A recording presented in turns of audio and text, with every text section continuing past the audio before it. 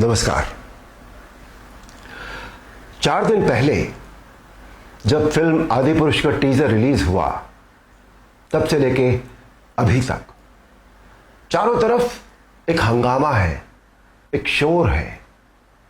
Film industry में, channels में, journalism में, एडवर्टाइजर्स में, संत समाज में चारों तरफ एक शोर है। चारों तरफ डिबेट्स हो रही हैं, चारों तरफ भली बुरी बातें कही जा रही हैं।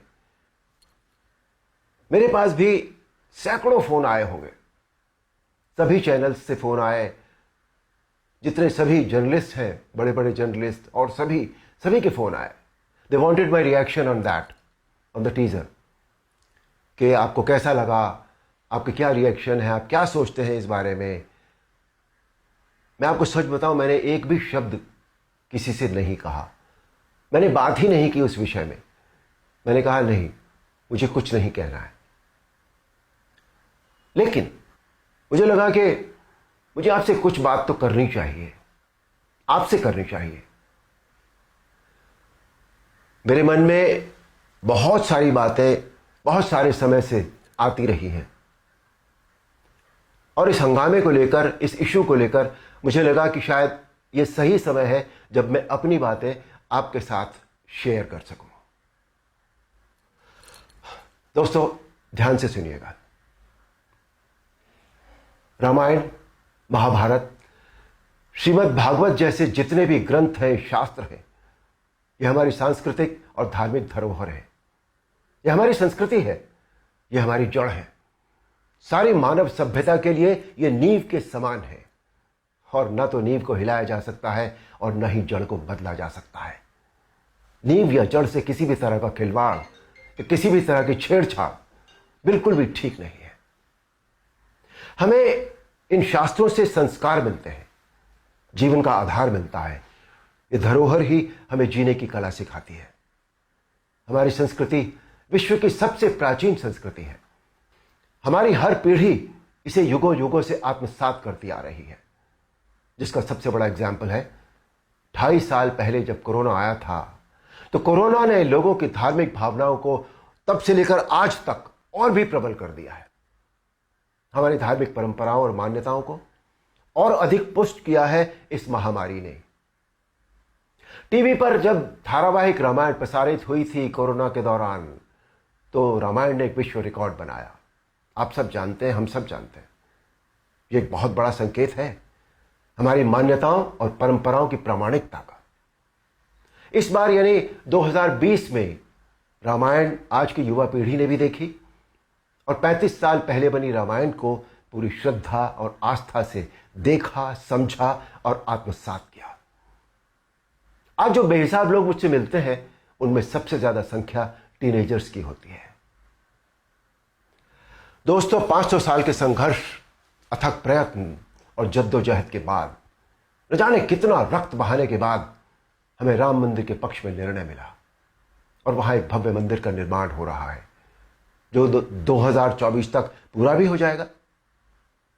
अप्रिशिएट करने वाली बात यह है कि मंदिर को भव्यता देने के साथ साथ उसकी आत्मा और मौलिकता को ज्यों का त्यों रखकर यह मंदिर बन रहा है। हमें अपनी सभी सांस्कृतिक और धार्मिक धरोहरों और मान्यताओं को जैसी वो है वैसी ही बनाए रखना चाहिए। उनमें किसी भी तरह के बदलाव की न तो जरूरत है, न करना चाहिए, और न ही किसी और को करने देना चाहिए। भला कोई अपनी नींव हिलाता है क्या? कोई अपनी जड़ें बदलता है क्या? हमारी इन धार्मिक सांस्कृतिक मान्यताओं और परंपराओं को किसी भी तरह का कोई नयापन देने की आवश्यकता नहीं है।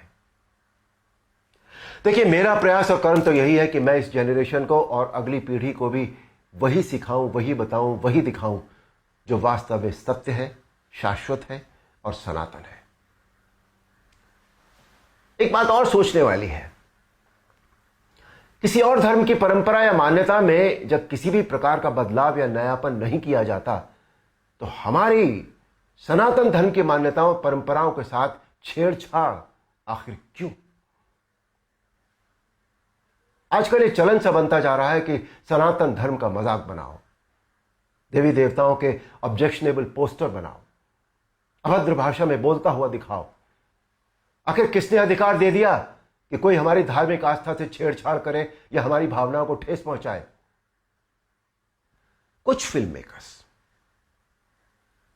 कुछ राइटर्स, कुछ पेंटर्स, कुछ एक्टर्स, कुछ एडवर्टाइजर्स को इस बात का विशेष ध्यान रखना चाहिए कि वो क्रिएटिव लिबर्टी के नाम पर धर्म का मजाक न बनाए और न ही किसी की मान्यता या परंपरा को तोड़ मरोड़ कर प्रस्तुत करें। दोस्तों, ये किसी राजनीतिक पार्टी या धर्म के लिए नहीं, बल्कि पूरे देश के लिए एक स्वाभिमान बढ़ाने वाली बात है कि आज हमारे प्रधानमंत्री श्री नरेंद्र मोदी जी के नेतृत्व और कुशल मार्गदर्शन में देश के कोने कोने में सांस्कृतिक, धार्मिक और ऐतिहासिक धरोहरों को पुनः पहचान मिल रही है। स्थान स्थान पर कॉरिडोर बनाए जा रहे हैं जिनसे हमारी इन धरोहरों की रक्षा भी हो रही है, उनका पुनर्निर्माण भी हो रहा है, साथ ही उनकी मौलिकता भी यथावत रखी जा रही है। मोदी जी, ये देश सदैव आपका ऋणी रहेगा।